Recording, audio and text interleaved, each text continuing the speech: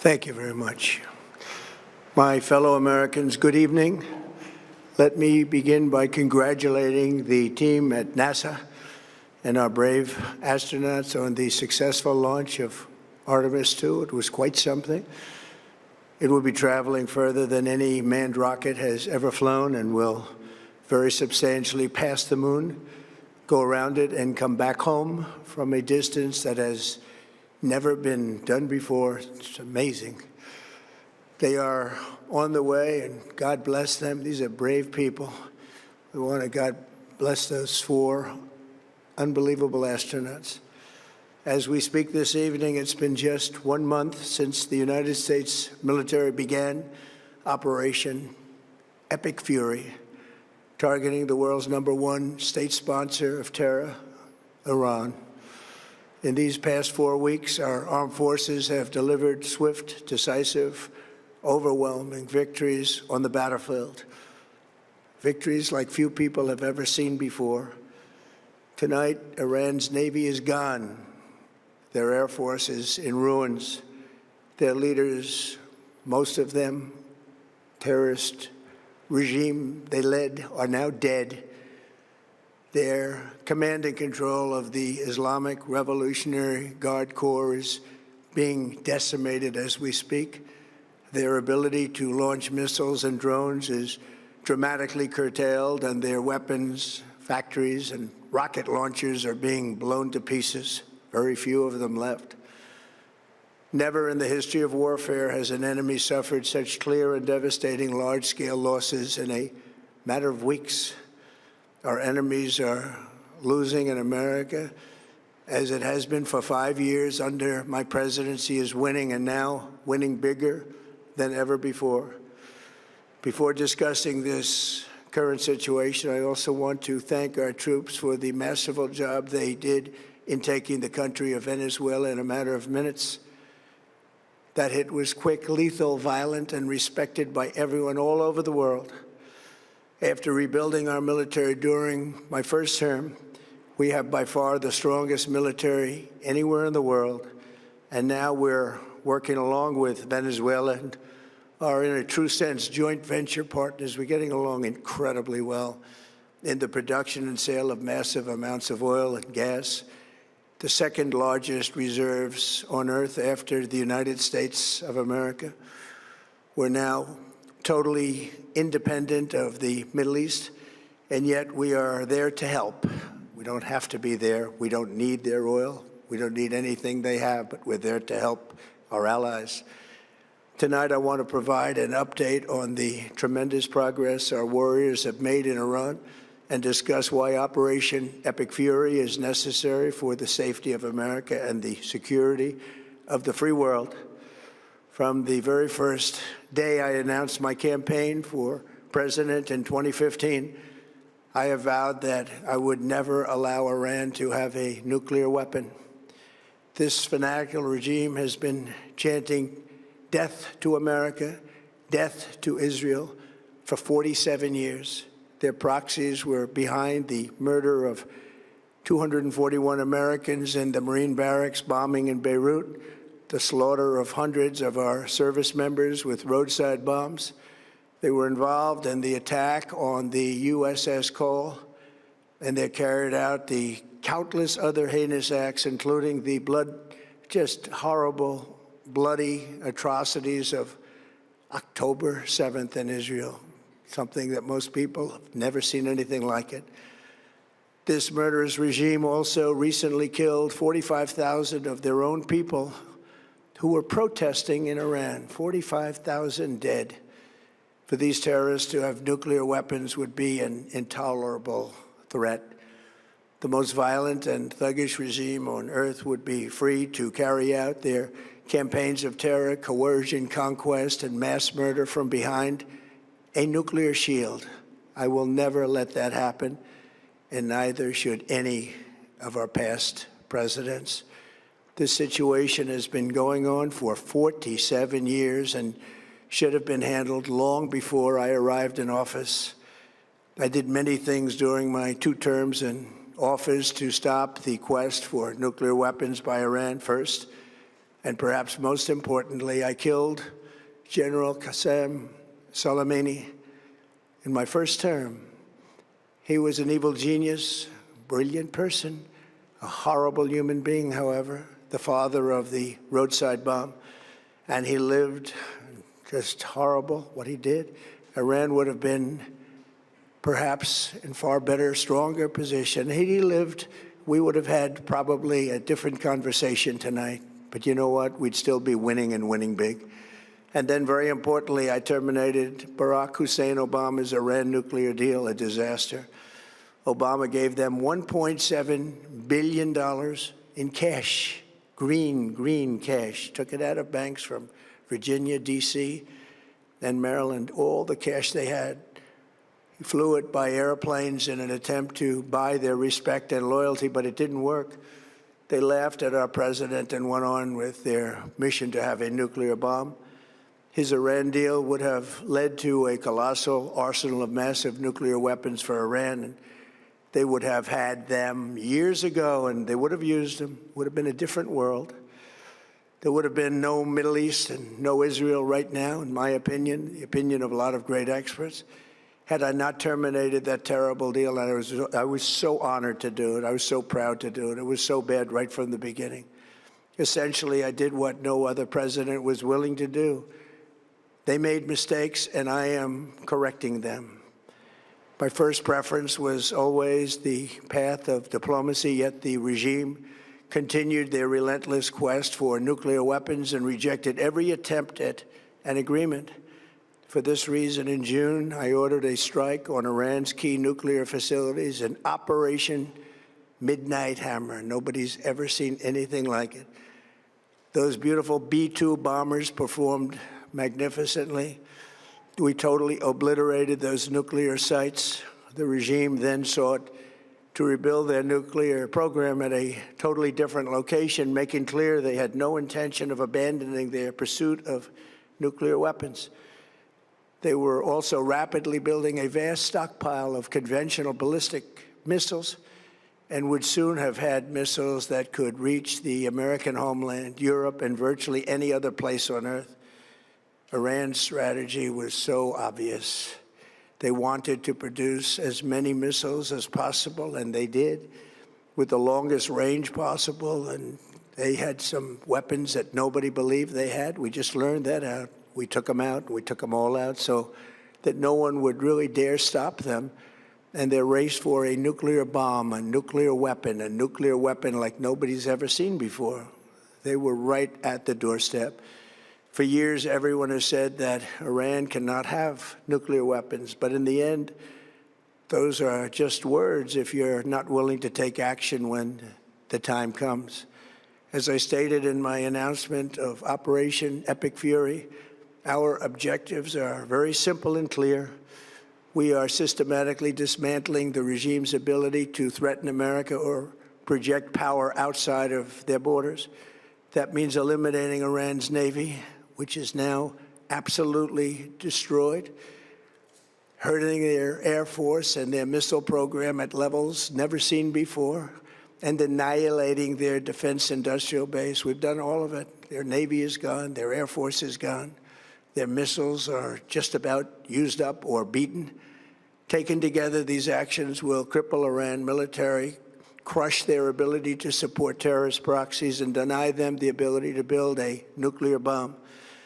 Our armed forces have been extraordinary. There's never been anything like it militarily. Everyone is talking about it, and tonight I'm pleased to say that these core strategic objectives are nearing completion. As we celebrate this progress, we think especially of the 13 American warriors who have laid down their lives in this fight to prevent our children from ever having to face a nuclear Iran. Twice this past month, I have traveled to Dover Air Force Base, and it's been something. I wanted to be with those heroes as they return to American soil, and I was with them and their families, their parents, their wives, their husbands. We salute them, and now we must honor them by completing the mission for which they gave their lives. And every single one of the people, their loved ones said, please, sir, please finish the job, every one of them. And we are going to finish the job, and we're going to finish it very fast. We're getting very close. I want to thank our allies in the Middle East, Israel, Saudi Arabia, Qatar, the UAE, Kuwait, and Bahrain. They've been great, and we will not let them get hurt or fail in any way, shape, or form. Many Americans have been concerned to see the recent rise in gasoline prices here at home. This short-term increase has been entirely the result of the Iranian regime launching deranged terror attacks against commercial oil tankers in neighboring countries that have nothing to do with the conflict. This is yet more proof that Iran can never be trusted with nuclear weapons. They will use them, and they will use them quickly. It would lead to decades of extortion, economic pain, and instability worse than we can ever imagine.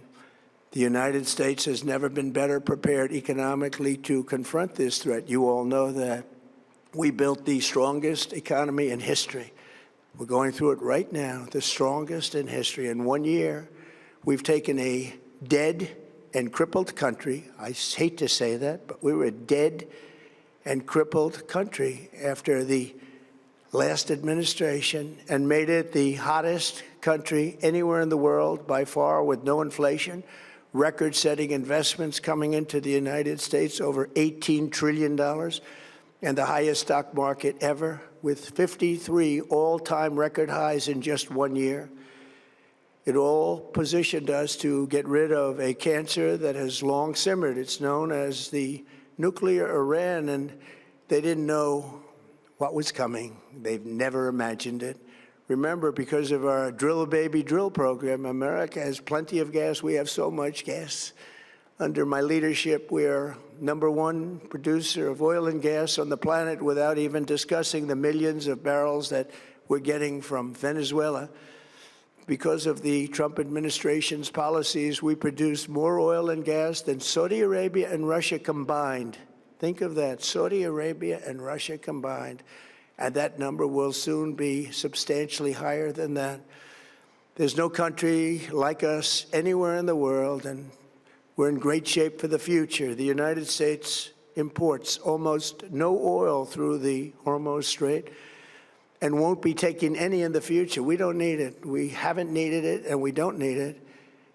We've beaten and completely decimated Iran. They are decimated, both militarily and economically and in every other way. And the countries of the world that do receive oil through the Hormuz Strait must take care of that passage. They must cherish it. They must grab it and cherish it. They can do it easily. We will be helpful, but they should take the lead in protecting the oil that they so desperately depend on.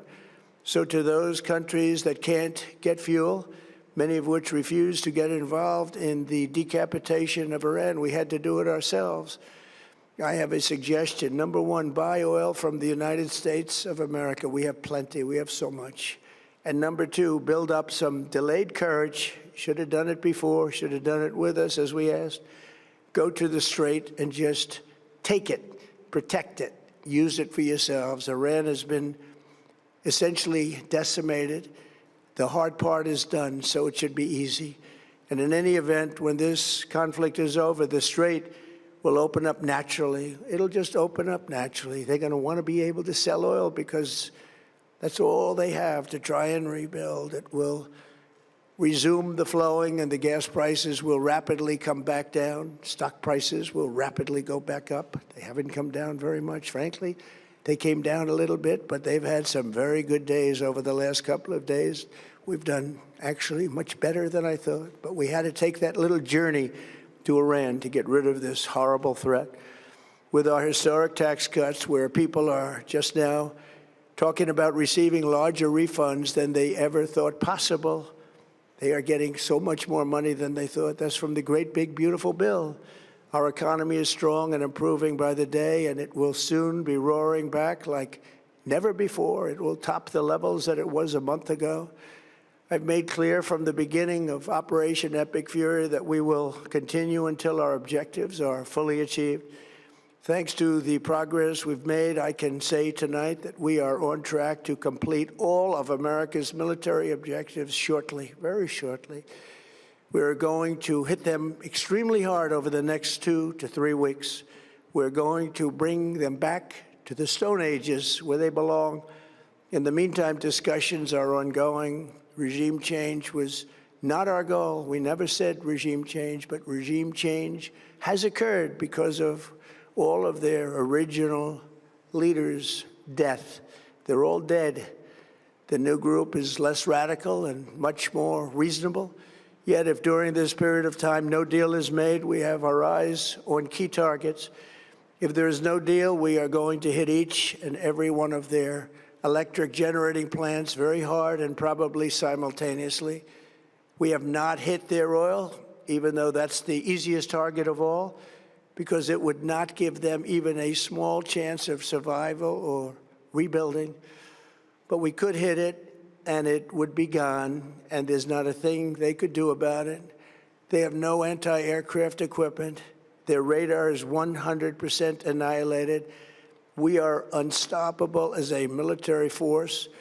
The nuclear sites that we obliterated with the B-2 bombers have been hit so hard that it would take months to get near the nuclear dust, and we have it under intense satellite surveillance and control. If we see them make a move, even a move for it, we'll hit them with missiles very hard again. We have all the cards, they have none. It's very important that we keep this conflict in perspective. American involvement in World War I lasted 1 year, 7 months, and 5 days. World War II lasted for 3 years, 8 months, and 25 days.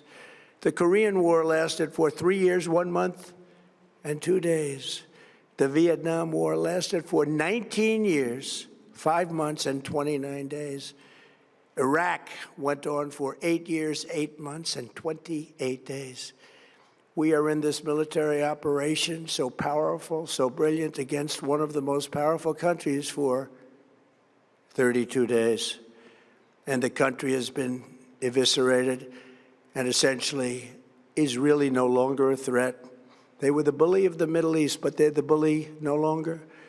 This is a true investment in your children and your grandchildren's future. The whole world is watching, and they can't leave the power, strength, and brilliance. They just can't believe what they're seeing. They leave it to your imagination, but they can't believe what they're seeing, the brilliance of the United States military.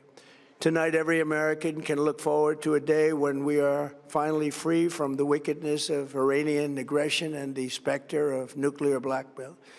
Because of the actions we have taken, we are on the cusp of ending Iran's sinister threat to America and the world. And I'll tell you, the world is watching. And when we do, when it's all over, the United States will be safer, stronger, more prosperous, and greater than it has ever been before. May God bless the men and women of the United States Armed Forces, and may God bless the United States of America. Thank you very much, and good night.